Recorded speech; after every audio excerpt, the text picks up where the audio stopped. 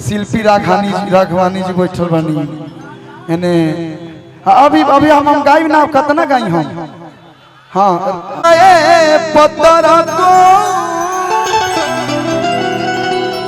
खड़े ले बुकाए समर को। देखिए अरुण चाचा के जो आदेश होला तो ने होला। शिल्पी जी के कहने हैं कि बुला के तनी दो शब्द हाय हेलो करवा दो। एक बाद मुकेश भैया बताइए हैं कि अब अगला विराट कोहली के बाद अब कौन आएगा? हार्दिक पांड्या आएगा कि कौन आएगा? तो एक बार जोरदार ताली आप लोग हर कलाकार खातिर बजा दीजिए, शिल्पी जी के लिए बजा दीजिए। बहुत बहुत धन्यवाद। आइल बड़ू वोट मांगे हाथ मुंह देखो चल दिलू सस धस के तो ऐसा नहीं बुझाता कि जयमाल ऐसे कहिए के जइबू।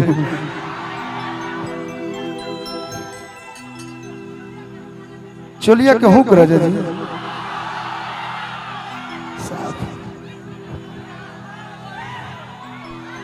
सीधा भैया।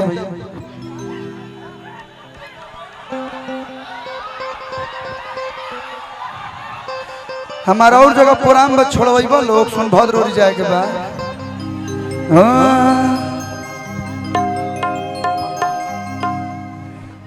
कि अरे केसिया भी झाड़ लेनी पहनी लेनी साड़ी कि लाली लगाई लेनी अरे रूपवा सवारी कि एगो होता पिछावा से चूक राजा जी। अब कहबो लोग तनी भैया बैक दिखाइए कैप्शन लिखबो लोग उनका बैक देख के कॉलेज जी पगला गए। बैक से भी अच्छा नु फ्रंट चाहिए। यूट्यूब पर देखले बानी वीडियो ब्लाउज रेडीमेड चाहिए। इनका है के बाद कि एगो होता हट पिछावा से चूक राजा जी। एगो होता हट पिछावा से चूक राजा जी। तो लगाई दी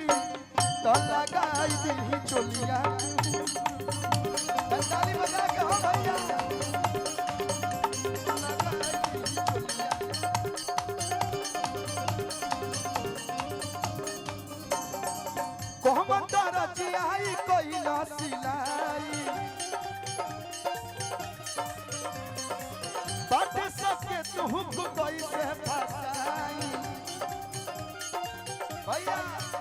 रौआ बुझिले नहीं हमर दुख राजा जी।